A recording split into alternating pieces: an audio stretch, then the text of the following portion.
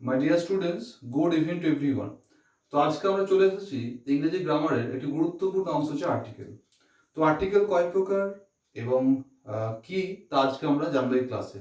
তো এখন আর্টিকেল দুই প্রকার, একটা হচ্ছে ডেফিনেট আর একটা ইনডেফিনিট, অর্থাৎ নির্দিষ্ট এবং অনির্দিষ্ট। তাহলে এখন প্রশ্ন হবে যে ডেফিনেট আর্টিকেল কি আর ইনডেফিনিট আর্টিকেল কি। ডেফিনেট আর্টিকেল হচ্ছে কি সাধারণভাবে নির্দিষ্ট বা আগে পরিচয় রয়েছে এমন নাউন সম্বন্ধে বললে তাকে হবে ডেফিনেট। যেমন আমরা একটা এক্সাম্পল দিই যে the the man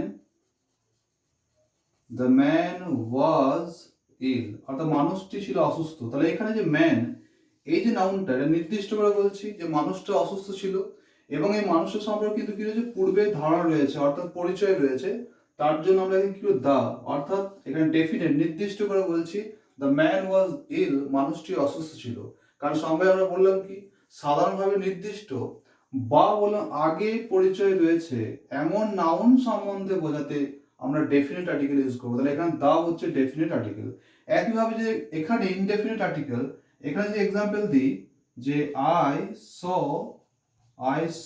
a man, তো খুব সহজেই বুঝতে পারবে এখানেও কিন্তু ম্যান, এই যে নাউন, এটা কিন্তু অনির্দিষ্ট। কারণ এই আই স ম্যান, আমি মানুষকে দেখেছিলাম, তার মানে কি এই এই যে ম্যান, এই নাউনটা সম্বন্ধে পূর্বে কিন্তু আমার কোনো ধারণা নেই।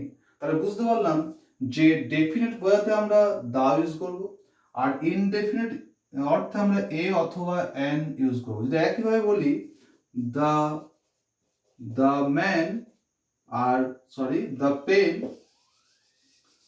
পেন অর্থাৎ আর এ পেন, এই দুটোর মধ্যে কি পার্থক্য না? দা পেন মানে পেনটাকে নির্দিষ্ট করে মানে পেনটি, আর এখানে এ পেন মানে জগতের সমস্ত পেনের মধ্যে একটা।